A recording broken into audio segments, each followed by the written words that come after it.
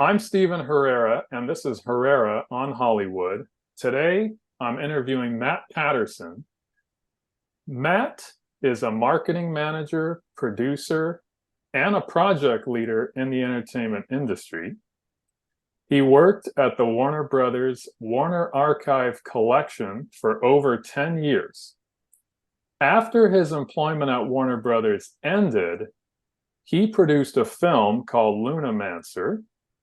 He also started a podcast called The Archive Guys with two of his former colleagues from the Warner Archive Collection. Matt, thank you for taking the time to talk with me. Well, I'm excited to be here. Number one, I love podcasts. I love being on podcasts. I think I was at least the sidekick on probably about 400 to 500 podcasts I've been on in my life. Really? And what I find best is when I don't have to edit them. And I'm like, ooh, that was so much fun. I just got to talk. It's like, oh, that's like the best thing that could happen to me during the day. But the fact that somebody's recording it and somebody's listening to the BS coming out of my mouth, well, thank you. Thank you for listening. And thank you for having me on. I actually met you in real life for the first time at the Roosevelt Hotel. At the Roosevelt, that's right. When you were doing the Turner Classic Movies Film Festival there, representing Warner Archive. Yes, correct. And I'm going to talk more about that in just a minute, but let me start from the beginning. You graduated from Vassar College. Yes, I did. With a degree in film studies. Can you tell me the story of how you got that marketing job at Warner Archive Collection? Well, it's funny that you bring up Vassar because I was just at a Vassar in Hollywood event, and it's a small liberal arts college in upstate New York, about an hour and a half north of New York City. And I wanted to go to communications or a film school. And my mother, or at least my dad, said, your mother will kill you if you go out to California for school. So, and then I said, well, I should go to NYU. And then my dad said, well, then you'll have to live at home. So that, oh, no. That was a bit of a conundrum. But luckily for me, the Vassar program was created by some people who came from the USC program and patterned it on the USC program, which is quite good. But because Vassar was so much smaller, we got a lot more hands-on with filming and learning the ropes and the theory. And I went to school through school with some people who turned out to be quite famous in Hollywood. They may have not been the very best students, but they have turned out well. And I saw one of them at the Vassar event last night, which was Jason Blum from Blumhouse. Okay. And wow. And he is sort of a one-man force in independent filmmaking. Low budget horror. Yeah. And he's like, I always loved horror. And I will tell you that is a lie, because he was a very New York City kid who liked to smoke cigarettes and hang out with Noah Baumbach. Like they were too cool for school. They were both in the improv group, and then they would come to our comedy shows and not laugh, like that kind of thing. Got it. But he's changed, and like Paranormal Activities and his career beyond that is just it speaks for itself. So the program is very interesting, and what I sort of mean for talking about like a liberal arts college approach to film school is that you are trained in many things. And one of the things was, it wasn't just a film making program, it was also criticism and study. And I had these wonderful professors and I also had some good teachers in high school who taught film history, and I had a very, very solid background. what I also liked was theater, and I did sketch comedy. Well, I was paid, sometimes in Los Angeles. I loved putting up shows, and I loved going to events, in the 90s and the 2000s. Like I went to the very first Film Noir Festival, All and I right. saw Eddie Muller do his thing when he was just starting out. And one of the great things that Eddie did was, and I'd seen this with sci-fi and horror, but he was the first one to take, there were a few film noir movies which were considered classics, but Eddie did this fantastic job of basically contextualizing not just the genre, but that it was worth seeing more than just the classics, right? And he still does that, obviously, to this day, and people trust Eddie and go along for the ride. Yeah, he's the tour guide through the history of film noir and the golden age of Hollywood, and after World War II, the 1940s and Yep. 50s. He would Yeah. show people B movies, not Yep. just the Not A just the pictures. A's. Yeah. And if you mix that with like traditional horror hosts, which people remember from TV, I was influenced by one in Chicago who's still on. He's now just Sven Gulli, but he was son of Sven Gulli when I saw him. And, that's pre Mystery Science Theater. But what he did differently was he would come on during the commercials and tell you backstory about the films and get you to enjoy these crazy low budget films, right? And then I started to go not just to the Cinematheque, but there was, Cinefamily started, and those guys would come out and introduce lesser known films. And so I was working, is like, in very, very crappy low budget movies. And between that, I started to work, like I was picking up work doing like Flash animation. I did early websites.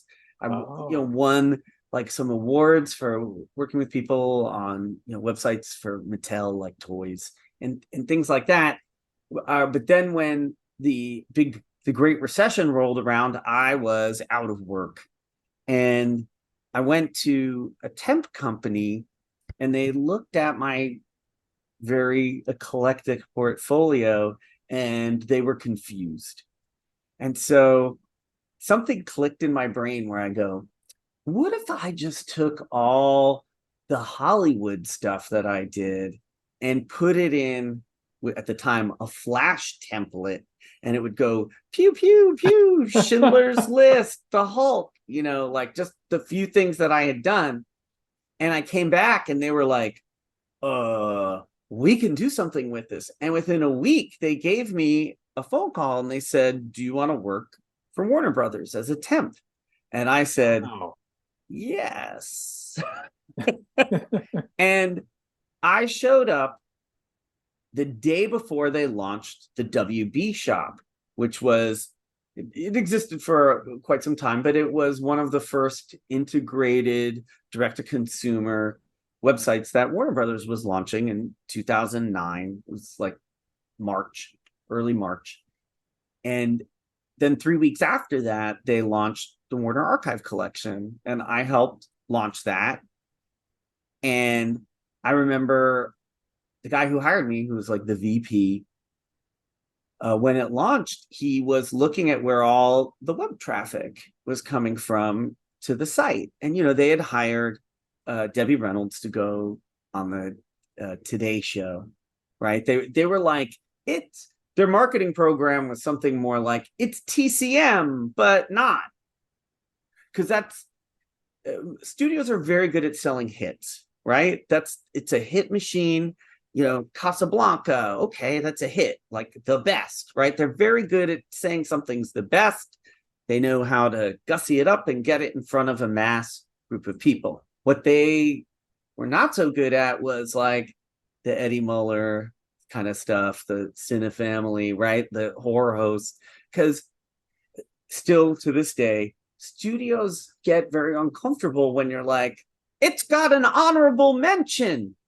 Right?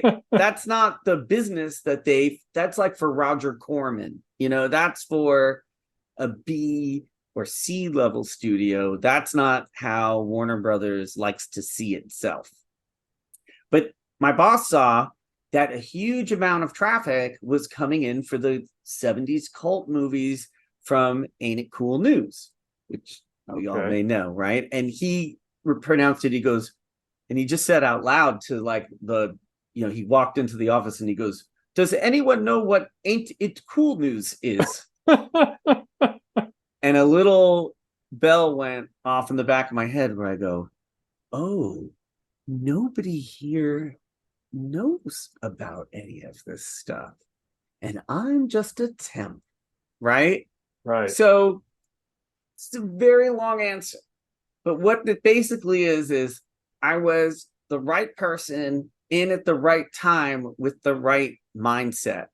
And I wasn't, it took time and I had to ingratiate myself and, kind of prove it. But I wasn't afraid to be like, hey guys, well, let's try this. Well, let's get copies of this to these bloggers here. And they're like, blogs? Why aren't we sending it to these huge publications? I'm like, okay, well, the regular PR people, you can send it to those, but they're disappearing, which now was radical to say in 2009, but the writing was on the wall, Netflix had already launched their streaming service. Like, it seemed very obvious, but it wasn't. Right. It's more the niche market and how to get product to that niche market that eluded the executives. Yes, that is correct. So now, when I hooked up with George Feltenstein, who and still his title is now head librarian. He, of course, had always had faith in this product. It was just finding a team that would help him get it out, right? It wasn't that nobody knew, none of the marketing people. And if they did know, they weren't interested in it, right? They wanted to be associated with Harry Potter or Hangover. Right. Or Dirty Harry, any of the H movies. You had the skill set that they needed, and that you knew how to connect the studio to that audience. Yeah, cheaply. Right. And so for people in the audience that don't already know, Warner Archive Collections started as a manufacturing on-demand DVD business for rare and classic titles that Warner Brothers had not previously released on home video, right? Yes, that is one way to put it. The other way was the A team, right, who was going into retail at the time, into big box stores. They were getting less and less shelf space, and they were like, well, we can't sell all these movies, and they were not being released, right? So some executives had also correctly identified that they were being pirated, like people were DVRing TCM copies and stuff, because there was no way to see the films. So this was a way to have an official release, and because they were manufactured on demand and there was no stock, right, there was no loss. And while that is not geared up for a hit, it's perfect for a catalog, right, for the library titles. Yeah. And for getting them to the consumers that want them in a cost-effective manner. Right. And also at that time, they did have digital downloads, I should say. You could buy a DVD or you could download it from the WB Shop website, right? Yes. You did. I could hear that you have done your homework. And this is in like a very bizarre trivia way. When we launched, there was a Windows format that you could also buy, and that format was so problematic that we managed to get rid of it. Warner Brothers and other movie studios it's not a technology company, they're newer to that. And HBO Max, the app, it took a lot of tries to get the engineering to where it is today, even, and we're going to get to that too. Yeah, I'm just saying, like, people will forget that they didn't know what they were doing, and they would release these weird formats with weird copy protection. Even the DVD-R system early on had a lot of incompatibility problems, but they have been since resolved. So yes, there was a Windows format. It I apologize to anybody who purchased one.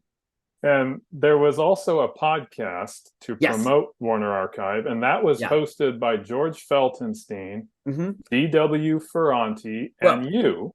Yeah, and it didn't start that way.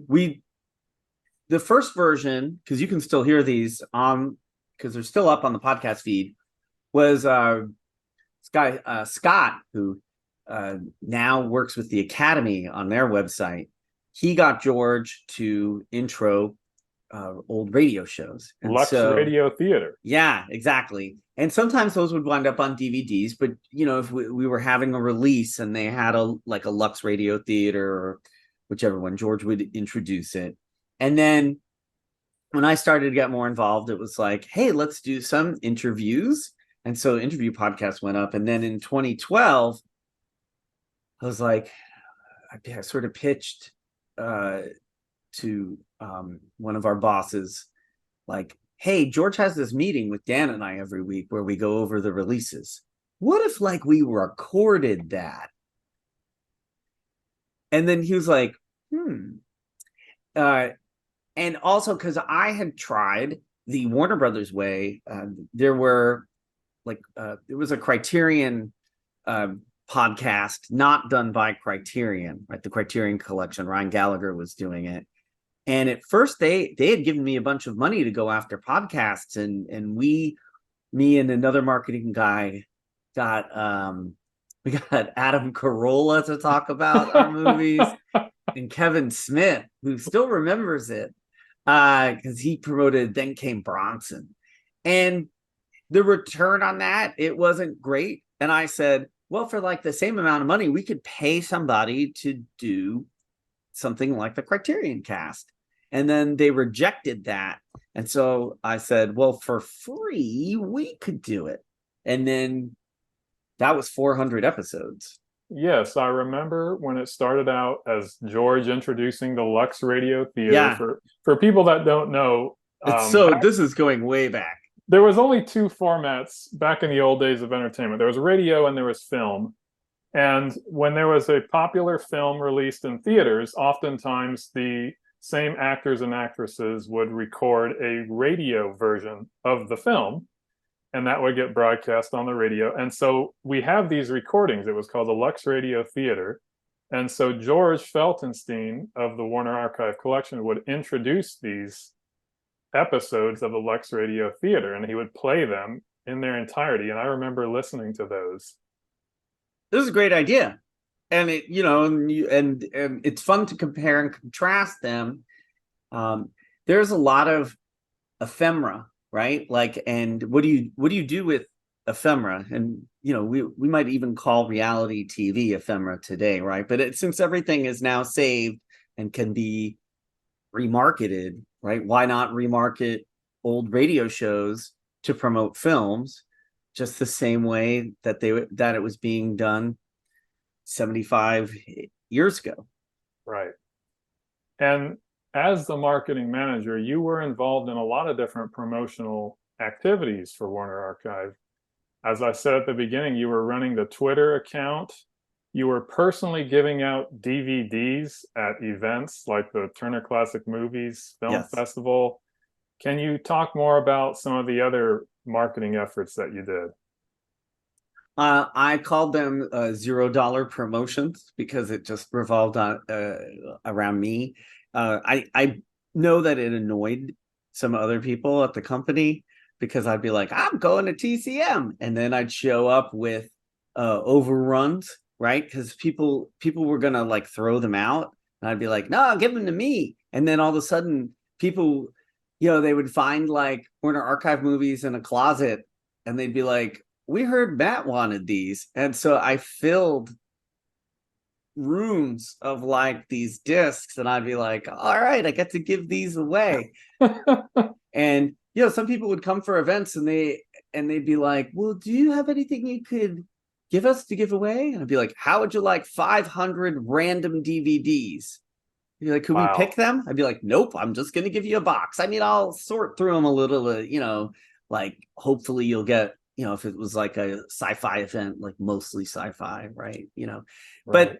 for me personally, what was great about it was I could meet people who the brand had interacted with on, Twitter and social media, and put a disc in their hands. And then lo and behold, some people would start to review them, and then I'd get them on the list, right? They now call that influencer marketing. At the time it was called, why is Matt giving out DVDs to anybody? Well, I saw that as being personal selling, is what they Yes. call it in marketing. Yes, it is. But it was also very fun for me because I got to meet the people, and I'd get, I get feedback, right? And then I'd go back in, and we, I could help speak directly for the people who were most influenced by the brand. Right. And just the whole idea of connecting with people face to face, that gives them an idea of who is working at Warner Archive Collection, and gives them a sense of that person's personality. And yeah, and like Criterion doesn't really do it that way, but some of the other labels will. But I tried to be like, okay, well, this part is me, and this part is the brand. Like I am not the brand. Like we tried to develop a brand voice that it was like a collective voice, right? The brand was much smarter than us as individuals. Like that was, and then because we pull, like George had a, he's a walking IMDb, right? And so Right. we'd go to him and he'd be like, oh no, say this, this, or this. And Dan, who handled Facebook and stuff, he had deep fandom in a lot of, he personally had a huge, huge DVD collection, which is actually why he started working there, because people would ask me questions. They'd be like, especially for the WB shop, they'd be like, what's in the Babylon 5 disc? And there was no library of discs at Warner Brothers. And so I'd call Dan, and he'd go, oh, let me look. And then he'd tell me. And so then I'd tell people, and they'd be like, wow, Matt knows everything. And so I got to, like we were hiring a copywriter temp, and I'd be like, let's hire this guy. He's the guy who I would call all the time. And he is a copywriter. So that's how that worked. Chain migration. And as the brand grew and became more and more successful, Warner Archive actually launched its own video streaming service back in 2013 called the Warner Archive Instant. Yes. And that shut down in 2018 because Yes. Warner ended up partnering with Filmstruck, another streaming service for classic titles. And I wanted to ask you if you were involved in marketing the streaming service. Yes. The streaming service was marketed. My boss at the time, who was in charge of it, who has gone on to great things at Samsung TV Plus, he was very smart, and he was like, well, we could make a streaming service with the movies that we're doing off of our audience. If we control our costs, we can actually make money. This is in 2013. Launching a streaming service that could be profitable seemed like a good goal. That turned out not to be the way that the industry went. They decided, no, we need to inflate our stock value, and then we'll run it on internet funny money until somebody says, wait, what happened? Which is still going on today. But anyway, so 2013, the idea was that we had developed this brand, and as the service started, right, costs for DVDs were expensive. The average customer, we found out, who was into it, would buy maybe 3 discs a year, right? But for like $10 or $8, $9, depending a month, you could watch a bunch of, we would use windowing, but you could get, like you could listen to the podcast and watch many of the things we were talking about rather than just one or two.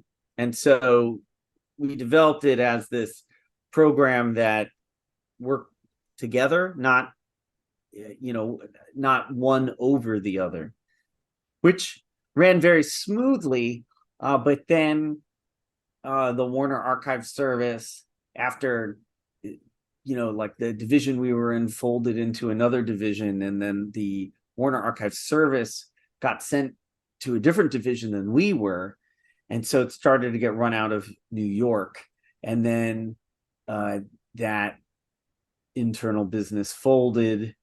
And so it wound up at basically Filmstruck, which was TCM, because TCM was interested in running a business, but their salespeople didn't want to have classics.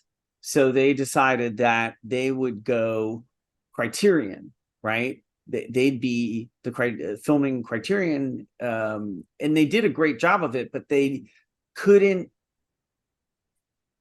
There were certain people at TCM, they may or may not remember this the same way, but we'll Rashomon say it's true from my point of view. They didn't want to compete with TCM because the cable business was still profitable. Right. And so you got Filmstruck, which was, people loved it, and they didn't make money, but they weren't losing Netflix money.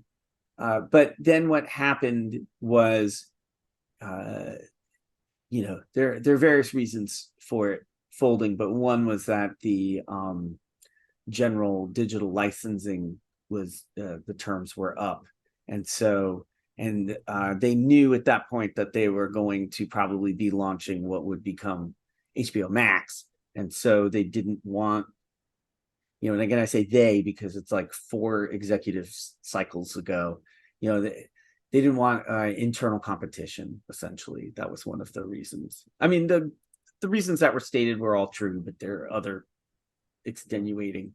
They didn't want to cannibalize other business models they had. That's the best way to describe it. Like, and that's not a secret or anything, because nobody wants to cannibalize a successful business, and so safeguards were in place, and that's why it wasn't initially a classic movie service, right? I mean, that's not a secret. So I know that Warner Brothers restructured.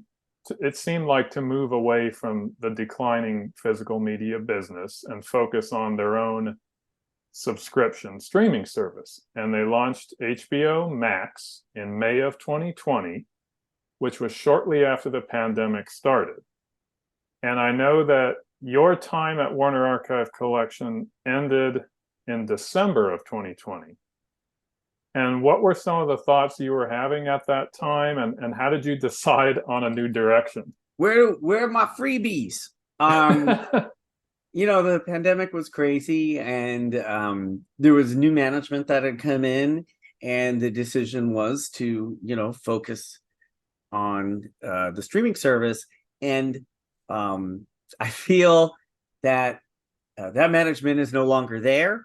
I'll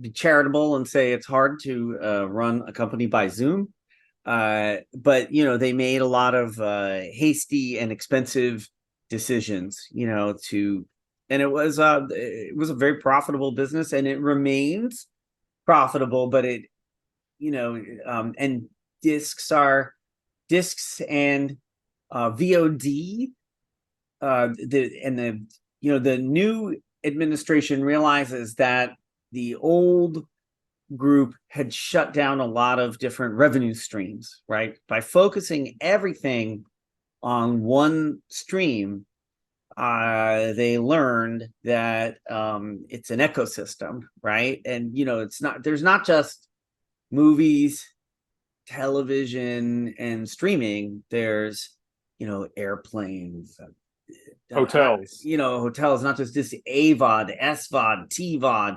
There are just all these ways, and Warner Brothers had been, and is going back to, and remains. It's a licensing business, right? While the streaming service is direct to consumer, that's the first pretty much direct to consumer big business that they were running. The first direct to consumer business I worked on, right, the WB Shop and Warner Archive, we were the first people to really have our own customers. Like Warner Brothers sold you a thing, right? When you go to a movie, you're giving your money to the movie theater. When a cable, you're giving it to your cable provider, right? Like, so that it was new for them, and that it's a mindset shift. And when you are direct, like I said, like showing up and making direct consumer relations was very odd to people who worked at Warner Brothers, because their customers were not people. It was businesses. Yeah, it was all B2B, right? Even though, they made trailers and stuff for fans, they weren't, I guess it's like, I'm repeating myself in a weird way, because it seems basic, but it really is fundamental in the thinking. Like, who is my customer, right? And theoretically, everybody knows it's the ticket buyer, but really, it's the business that's buying your film. So, and that's a huge business, and so they're going back to embracing that again, and hopefully, they'll climb out of the $50 billion hole that they dug for themselves. And they're realizing that streaming is not profitable right away. It can be. Yeah, it can be. It just like any other revenue stream, you have to control your costs. And I think current management would agree, because they're trying to do that. When you're focused on making A+ and A stuff and being told that you have to get down to a bottom line, it's hard for some of the people, because you'd rather just not do it, right? It becomes not worth it. Like, if you have something that is not going to be a hit, why would you bother marketing it? And I want to ask a question at this point. When you left the company, how did you put the pieces together? How did you pick up the pieces and say, you know what, I'm going to start my own podcast called The Archive Guys? I left I did the Warner Archive podcast until it ended in April. I still knew people who were working there, who are winding down in April and May. So the first thing I did was, I'm still finalizing distribution on it, but I worked on producing a feature film, and that was fun, because I could take all this money that I got for not working, because I'd worked there for so long. They're like, and here's a big chunk of money, sir. And I'm like, great. What do I do with it? Well, I'm not very good with money. So I thought, you know what a really safe investment is? Well, I could do Bitcoin, or I could invest my money in a feature film. And so I did both. And Bitcoin has performed slightly better. Right? Well, but I got experience making a film and taking it to festivals, and that was a lot of fun. And I was kind of waiting for the pandemic to end. And then when it did not, I also helped start a company called Brands Facing Camera, which is it's like a matchmaker for brands and productions, and it's a computer app. And then the podcast, and right now I'm producing like a clip show, essentially, for made up of Conan O'Brien bits. It's sort of like Best of Carson, because Johnny Carson was the first one to he didn't own the whole show necessarily, but he owned enough of the shows that he was the first one to do this direct to consumer. He took and re-edited his episodes into half hours, and then put them on VHS and sold them on late night TV. Oh, I didn't know that. Oh, yeah. Carson was a huge pioneer, because NBC was kind of like, this was a time where they'd erased the videotapes, and Carson said to them, do you want these old shows? And they go, no. And he's like, could I have them? And they said, Yes, why? And Carson went, I don't know. I think it'll be fun. And Carson was among the first people to store these videotapes in a salt cave in outside Lawrence, Kansas. A Uh, salt cave. yeah, and that's where the government was storing sensitive documents. One, because the temperature was even. Two, the salt would pull moisture out of the air. And the government, for number three, it was nuclear proof. Got it. And Carson started to store his old tapes there. And once he did it, other people, including Warner Brothers, now stores their tape. They moved from just the one facility, but because of the danger of fires and stuff, they've stored tapes and films in about 5 different salt caves around the United States. Is that right? Yeah.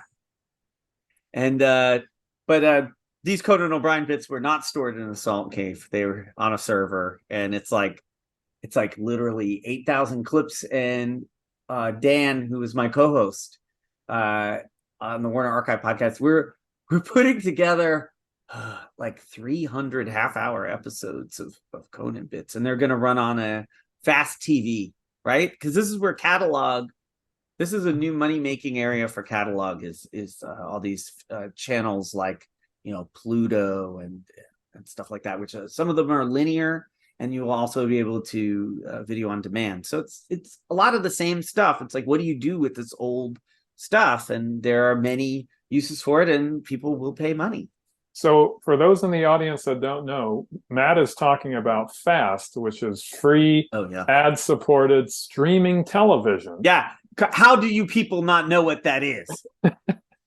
And these are services such as Pluto TV, and then Tubi, which is owned by Fox Corporation now. Tubi is fantastic. They have fantastic masters, by the way.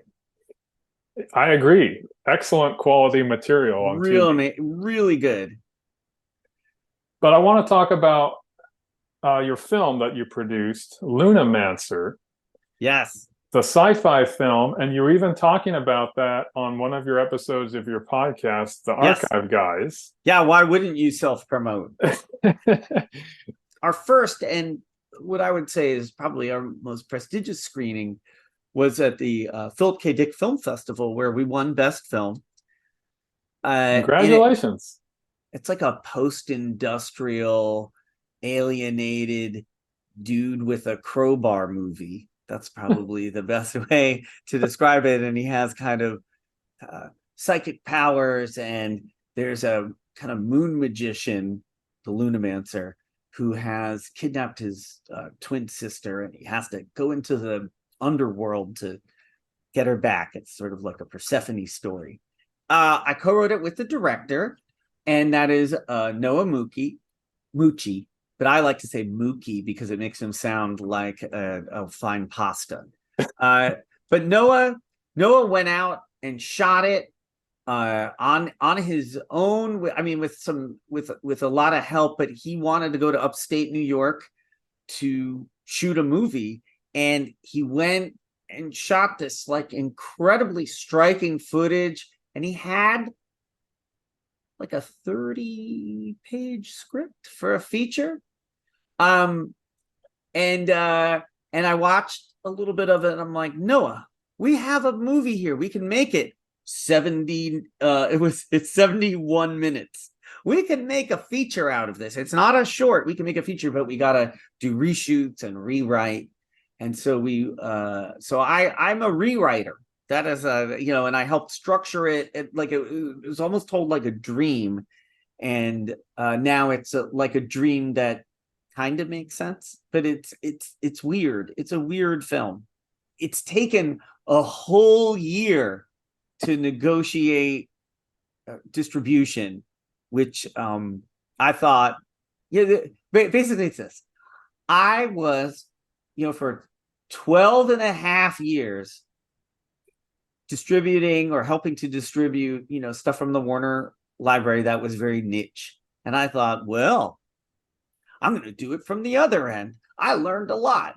No, I hadn't learned nearly enough. Now I've learned a lot, and I know what it's like in the post-pandemic era to try to release a feature film. It's hard. It's really hard to get an audience. Yeah. And it's a micro-budget film. And, again, a testament to the film and the film's quality that we were able to get the audience it deserves. It's I don't this is like a Warner Archive warning. It's not a masterpiece, right? It's micro budget cinema, but the passion is on the the 1080p that one may see, and it's certainly interesting. Yes, I could tell from watching the trailer that the trailer's actors fantastic. were very invested in it. Oh, you really believed what they were doing. Let's just say that crowbar fighting has never been the same. and it's in the trailer. We have a crowbar fighting sequence where the Lunamancer and the guy with the crowbars taped to his arms fight through time and space. And when Everything Everywhere All at Once came on, we both watched like the the wonderful end battle, which they did kind of the same thing where they'd hit and then go into different times and space, and we're like, well, that's what a good budget and production value get. We had the core idea right there, and I think we did a good job with the money and and the production that we could bring to the table. It's still work, but it's very funny, like when you make something, this is with the writing or anything, and then you see somebody else do it a little bit. On one hand you're like a little jealous, but in another way I'm like, we did it.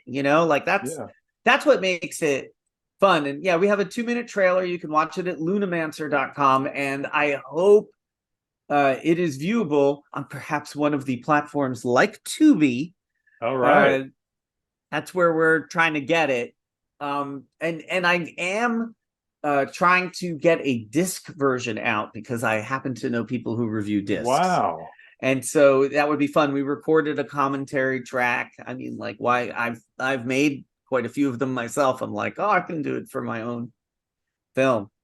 So you're ahead of the game here. You've got the behind the scenes content ready to go. I got it ready to roll. But a lot of that came from, working in, budget movies of a certain budget, and that's what makes it fun.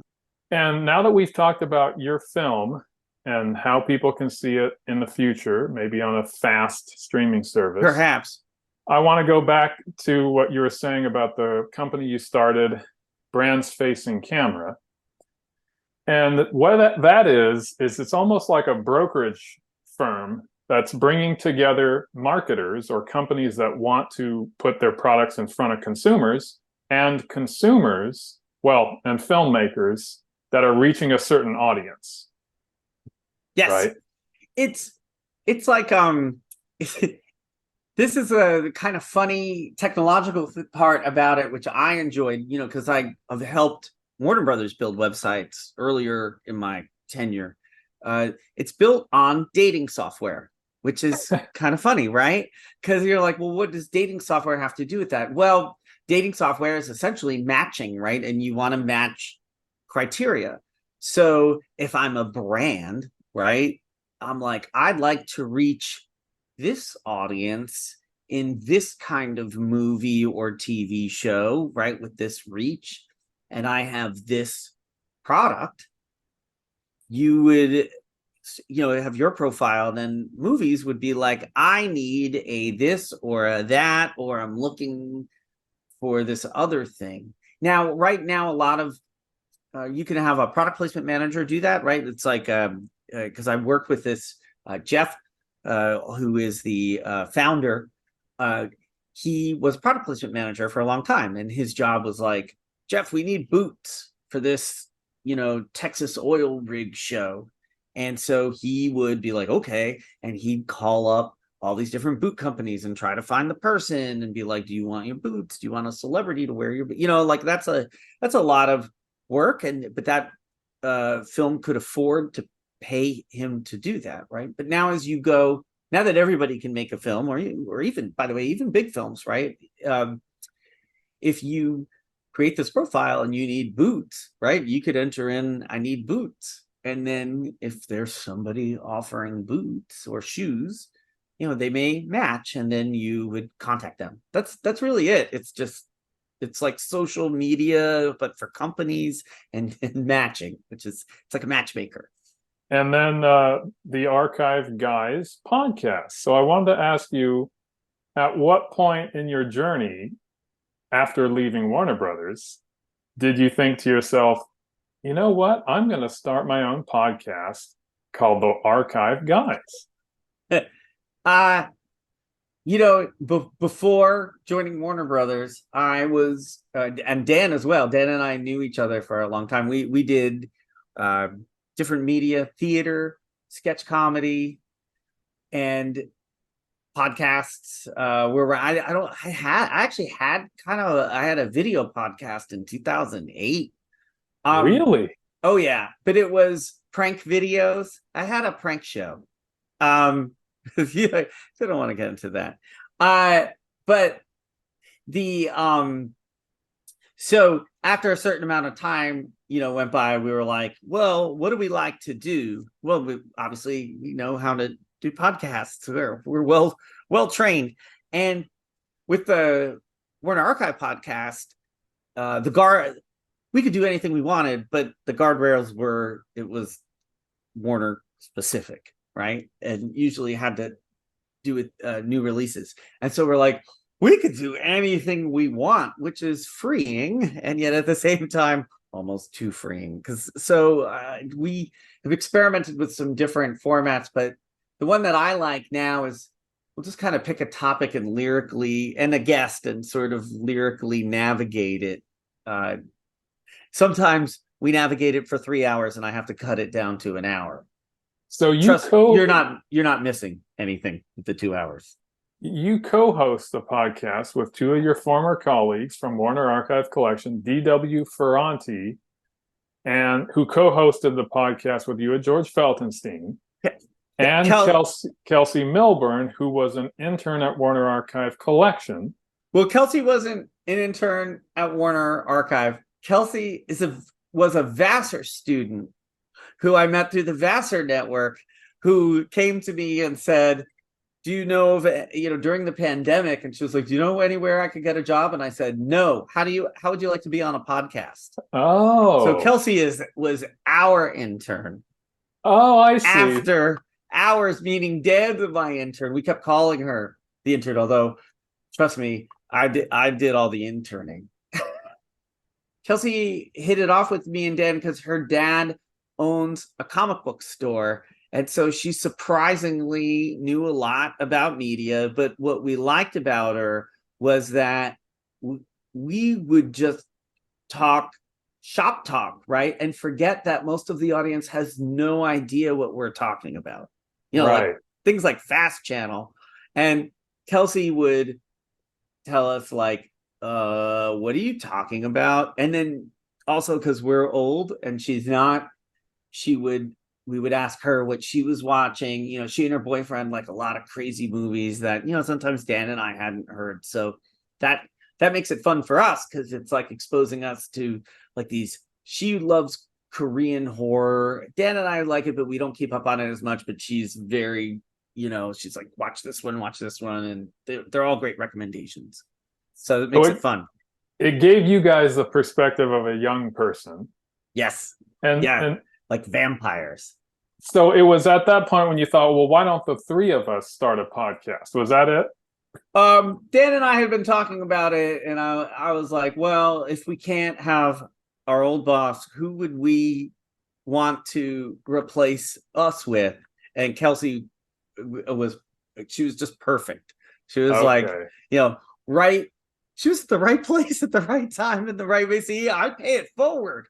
But we got to start recording more. I was just saying before we started how I got a puppy and a job, and all of a sudden the podcast priority got pushed down. And one of the things that's important about the internet is cadence.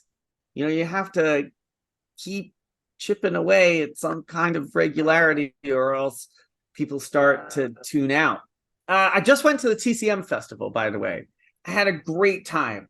I wasn't working. This is like the first TCM. I've been to every TCM festival, and let me tell you how much fun it is to go to these festivals and not work. I'm like, I'm just a fan. Woo! But I knew enough people. I got into a bunch of screenings and stuff. It was just so much fun.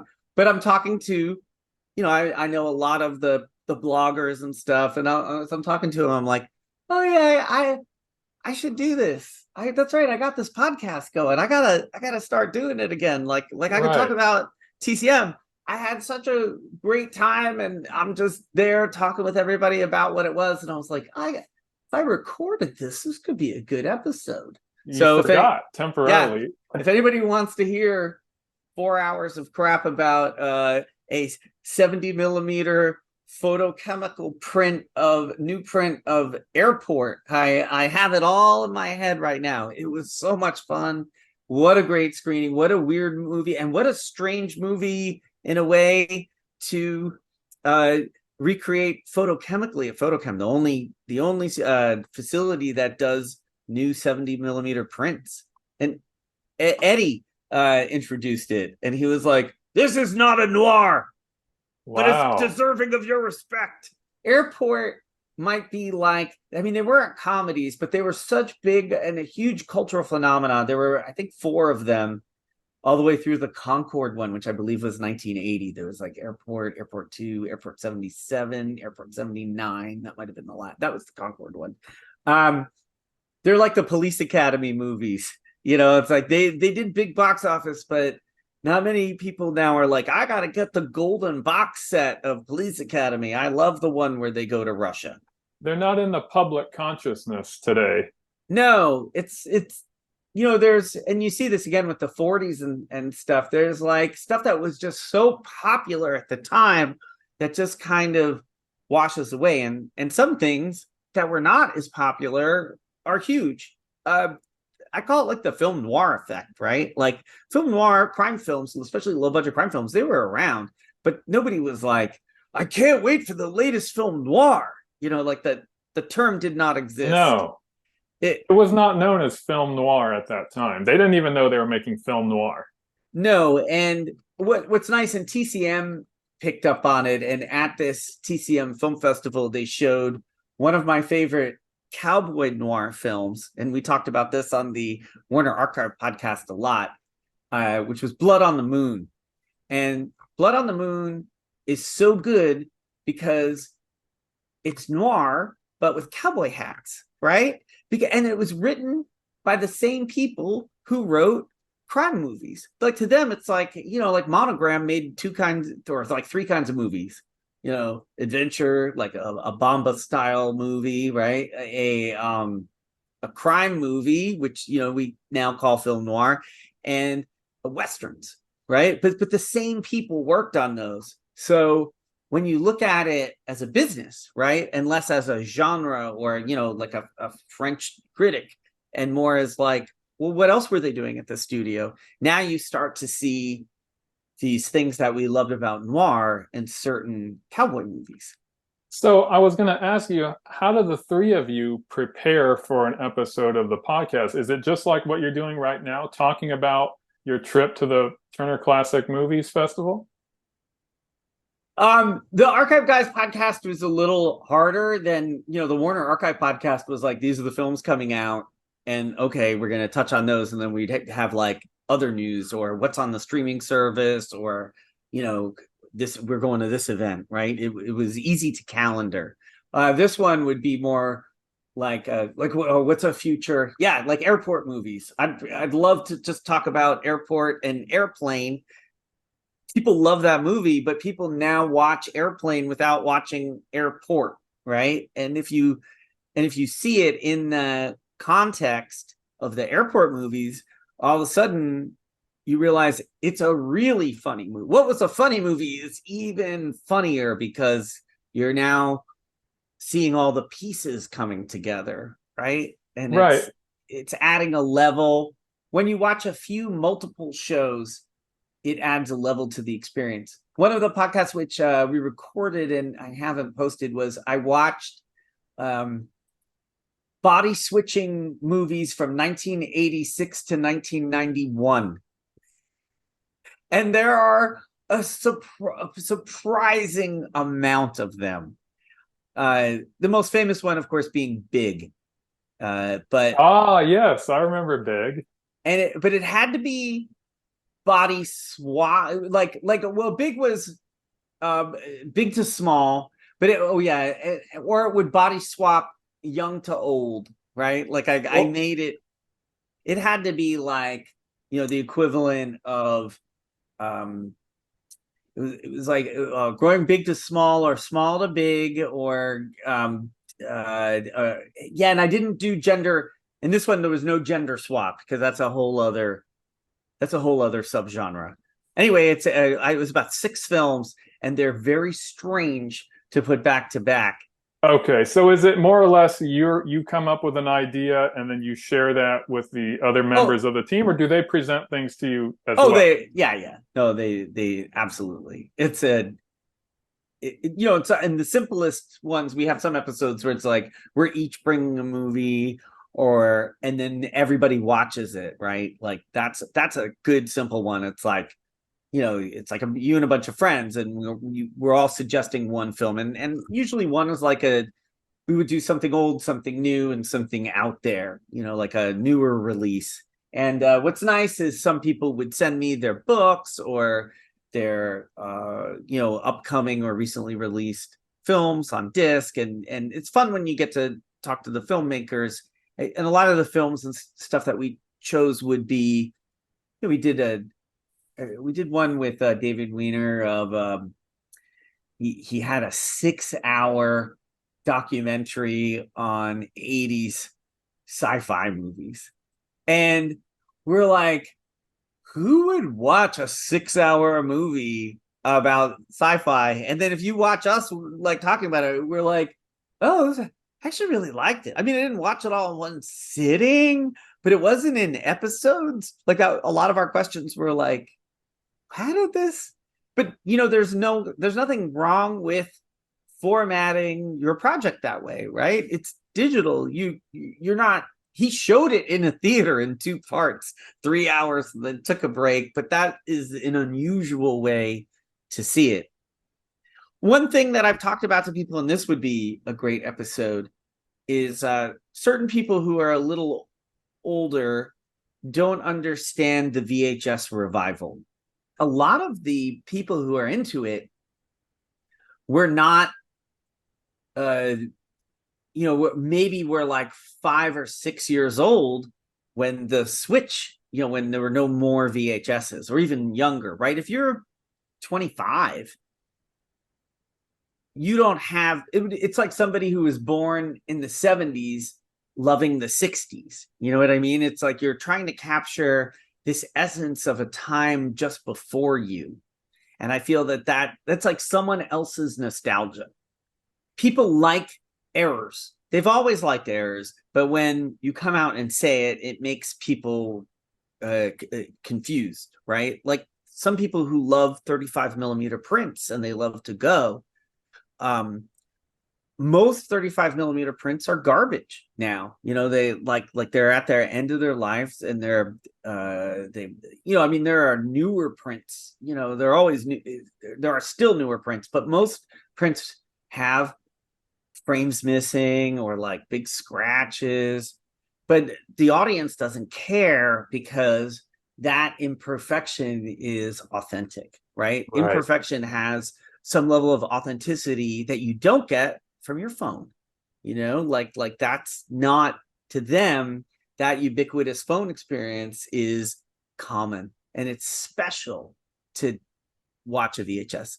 So for Lunamancer, we're going to make one VHS copy of it, and we're going to have our LA premiere at a VHS only theater. Wow. Even though we shot it with I think it was a 6K camera. There was a 5K camera in there at one point. We're like, nope, we're gonna make a pan and scan copy. And Amazing. right, but the only way you're going to see that is if you go to the screening. So that's the unique artifact, right? Like those people who show up will see it, a version that nobody else has seen. And I think that that's a good place to wrap this up because we're running out of time. People can watch the podcast videos of the Archive Guys podcast on your website, archiveguys.com, or on YouTube, on your YouTube channel. Yes. And they can listen to the podcast on Apple Podcasts and Odyssey.